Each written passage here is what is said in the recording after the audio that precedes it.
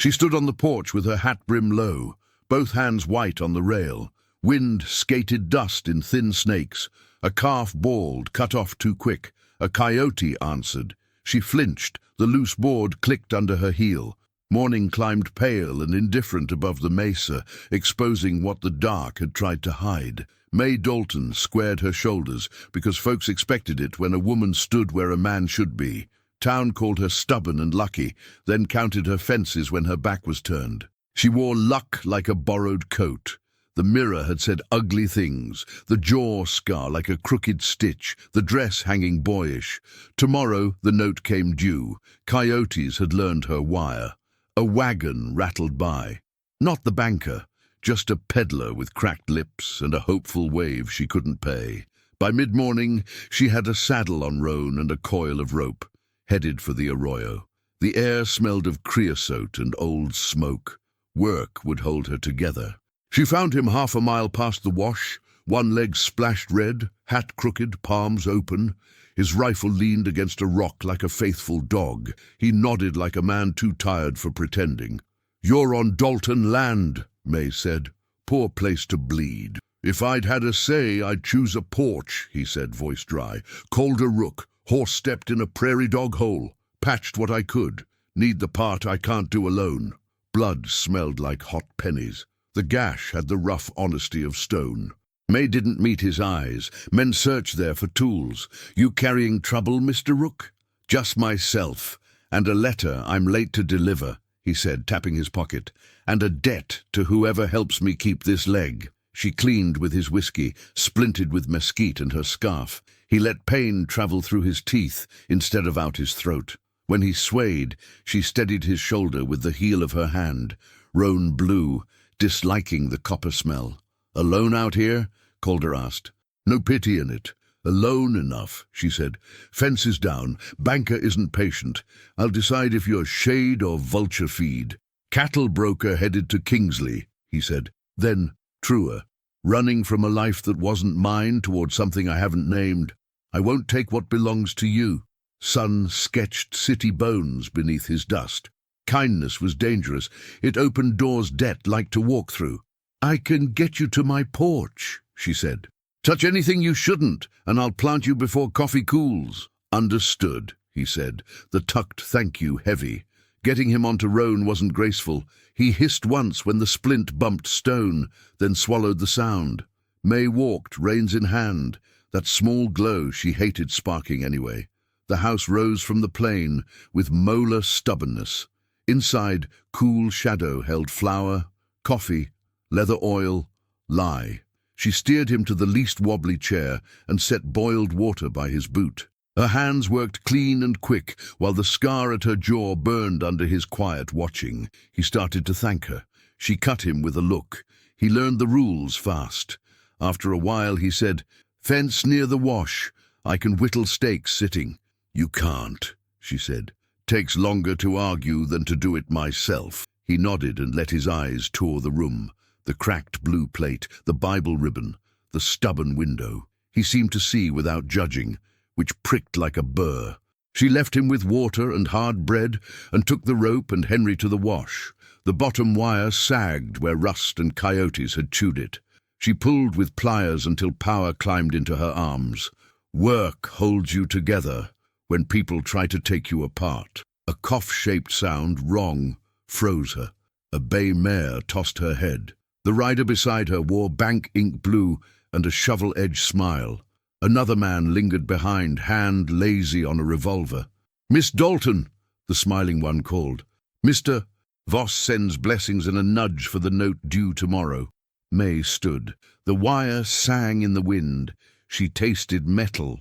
"Tell Voss I don't scare, and I'll have what I promised when I promised it." "I don't doubt intentions," he said. "I doubt time. Time's a cruel bookkeeper." The gunman's eyes measured her rifle and the wash slope that could hide bodies. The wind didn't care who fell. "Tomorrow," the man said again, "or the bank takes what's owed. Fences, stock, house. Whatever makes the math pretty." "Tell him if he sends snakes again, I'll send skins," she answered. He touched his brim and turned. Dust lifted like a sigh. She finished the wire with cuts and curses, then walked fast back to the house. Calder sat on the steps, hat in his lap, leg braced. His eyes moved from ridge to her face, to the white at her knuckles. He didn't ask. He shifted to leave a place beside him. She stood and watched the road. "Who?" he asked at last. "Banker's men," she said. "Tomorrow." He let it sit.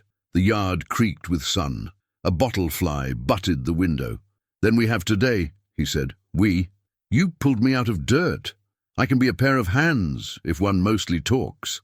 He glanced at his leg. She said no until the word felt like a lid nailed over a boiling pot. Then maybe. Then fine.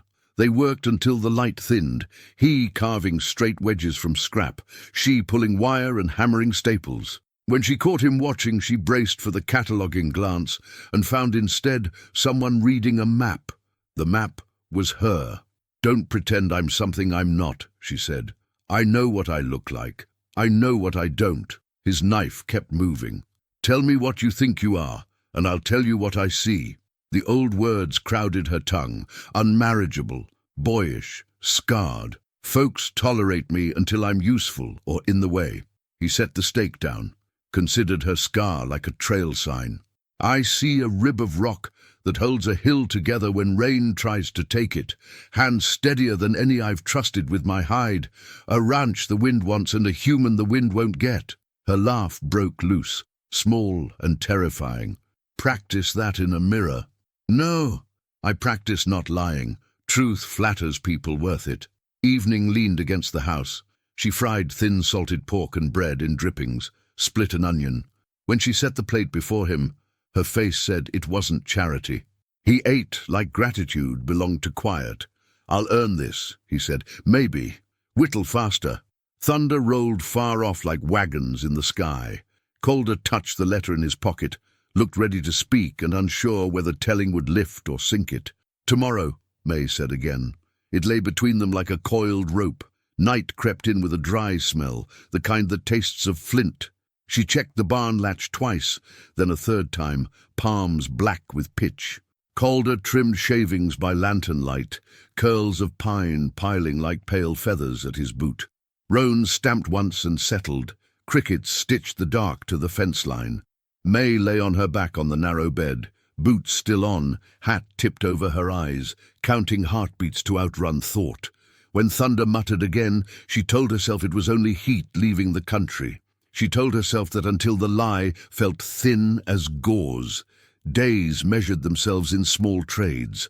She let him near the woodpile. He let her near the truth in his eyes. Lantern mornings bled into heat-heavy noons, and evenings with their soft insect music. Calder learned the house's size, the hinge that wheezed, the board that popped like a knuckle, the pump that preferred coaxing to force. May learned the pace at which his leg forgave him. Careful steps, a chair dragged to shade, then a cane he shaved from mesquite. He whittled stakes, he mended tack. She let him. Trust came in humiliations he took without flinching. He asked before entering the pantry. He left boots at the threshold. When a plate slipped and shattered, he gathered the pieces in a rag so she wouldn't cut herself and said nothing about loss. One dusk, she found her mother's ribbon moved to a psalm about sure feet. She put it back without comment. On the second morning, he rose first. Coffee tasted stronger. "I found the north posts you set with your father," he said. "You hammered them deep." "Deep holes," she said, the words arriving softer than she liked. By the third day, he could lean a shoulder on the porch post and work without gritting his teeth. May brought the ledger to the table and did the thing she dreaded. Let him see numbers. "If I sell 12 head at Kingsley price, I make the note. If Voss shaves like last spring, I don't. I won't beg." Calder studied the columns as if they were creek water worth trusting. "You shouldn't have to beg for arithmetic, to be honest. If your buyer is Darrow, he'll count fair. He hates Voss." She squinted. "You talk like you've sat at Voss's table." His thumb pressed against his palm. "I have." Silence put elbows on the table. The windmill clacked a slow prayer. "Say it plain," May said. "I kept Voss's books," Calder answered. "He makes loans men can't meet, then takes land and calls it business. The letter in my coat is for the marshal, a full accounting with dates and receipts. I thought I'd deliver it alone. The prairie dogs disagreed. May's breath didn't move. So the man eating my ranch is the man you worked for, and you want me to trust your salvation story. I want you to trust your reading of me, he said. He set the folded letter on the table without pushing it toward her. It names the fees he invented and the dates he backfilled. It names a widow he bled slow. I didn't know her name then. I do now. She slid the letter closer, not to read, only to weigh. It felt heavier than paper. A rider crossed the ridge. Then two. Calder turned his face so his eyes could see without shining. If those are Vosses, they'll start polite. Polite is a prelude to theft. They came yesterday, May said. They'll come with more today. She reached for the Henry. Calder levered himself upright with the cane. Let me walk to the fence with you. I'll lean on a truth. They met the riders at the yard. The ink-blue man smiled thin. Mr. Voss likes when debts are punctual. Today would please him. He'll be pleased when the day says so, May answered. We're neighbourly, the man tried. We'll take the cattle to town for you. To pay fair, Calder asked. We'd negotiate, the man said, which meant steal. May lifted the rifle high enough that the morning saw it. They left dust. Back inside, May's shoulders shook. They'll choke the price tomorrow. Unless we change the story, Calder said. Darrow buys fair when he hates the seller. The marshal will read this if it arrives. I need a rider with more grit than sense. She began packing without announcing the decision. Bread, dried apples, the last of the good coffee. She strapped the letter under her vest flap. I don't ride soft. I didn't think you did. He tied his cane to the horn so it would be waiting when she came back. The gesture crowded her chest. At the barn door, she asked, If I don't make Kingsley, then you spent today refusing to be arranged by cruel men, he said. I'll spend mine the same. She put heels to roan. Riverbed, cottonwoods, a hawk tipping its wings to show her heat. She kept to the left of the ridge and stopped twice to listen until her heartbeat receded. The letter lay flat and certain against her ribs. By late morning, the rail's dust unspooled into sky. Kingsley resolved, water tower, spire, pens. Darrow had a hat with a sweat-stained Idaho and a stance that hated waiting. Miss Dalton, he said, as if the name had been sent ahead. Rook's note said you'd come. I'll buy before a banker sneezes. At the ranch by noon, she said. I'll ride with Hans, Darrow answered. He glanced at her vest. You carrying something, wants a badge? A story that needs a reader. Where's the marshal? Eating a peach and calling it work. The marshal slit the letter and read until his mouth went thin. You're about to have company, he said. Boots thudded. Voss's ink-blue man, Hale, stepped in with a pressed grin. The marshal tucked the letter into a drawer like a child to bed. Mr. Hale, there's a question here about your employer's arithmetic. I'd walk careful till I answer it. Hale's smile froze. His gaze slid to May. Folks talk, Miss Dalton. Come tomorrow, they'll chatter about the rancher who made a scene instead of meeting obligations. He tipped his hat. See you at the pens. Darrow spat dust. I hate that hat. You ride back with my hands, he told May. We'll make the buy legal and loud. She rode out flanked like parentheses. Heat hammered. The road unrolled. Halfway home, a dust plume rose where no road lay. 3 riders, then 4, fanning like coyotes. Keep moving, Darrow's man said. We'll right the rest with speed. May bent over Roan's neck. She measured distance in heartbeats.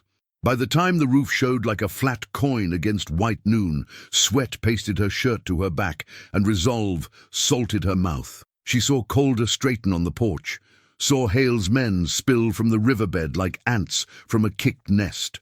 That night, the wind lay down and the stars came close. Calder sat on the step, knife idle. Why'd you start keeping books for him? She asked. Because I was good at running away, he said. Numbers felt like walls, until I learned they could be knives. My father said a fence only works if you mend it when it sags, not when it falls, she said. I waited too long. You're mending now, he said. She sat beside him, shoulders learning each other. In the morning, before she mounted, he set 2 fingers gently under her scar. This is a seam, he said. It held. She rode. The choice was made before anyone named it. Run the cattle now. Dare Voss to cut a rope in daylight. Saddle everything that moves, May snapped, already at the corral. Calder swung the gate with his good side and braced it with a post. Darrow's riders scattered, 2 for the herd, 1 to the trail, 1 to check the wash. Roan came up hot under May. "They'll try at the arroyo," Calder said. "Spook them into the drop.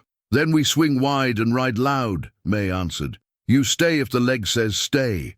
Move if your gut says move." "I'll be where the hurt helps," he said. They shoved the herd hard. Dust blurred the world into heat. May rode left flank, talking to cattle short, low, certain. Twice riders showed on the ridge and vanished in glare. At the arroyo the trap waited. May split the air with a raw yell and put Roan into the gap. The herd followed courage like water down a draw.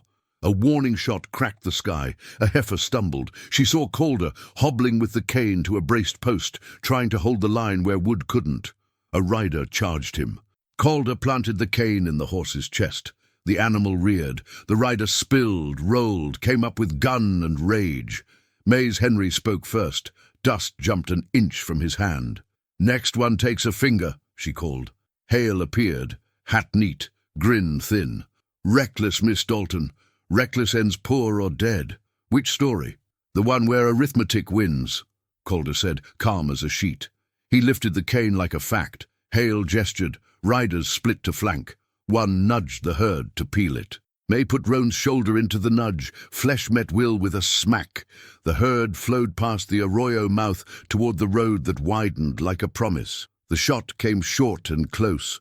Calder jerked. Blood spread dark beneath the pocket where the letter had lived. He staggered and sat hard. The cane clattered. May slid from Roan before he stopped.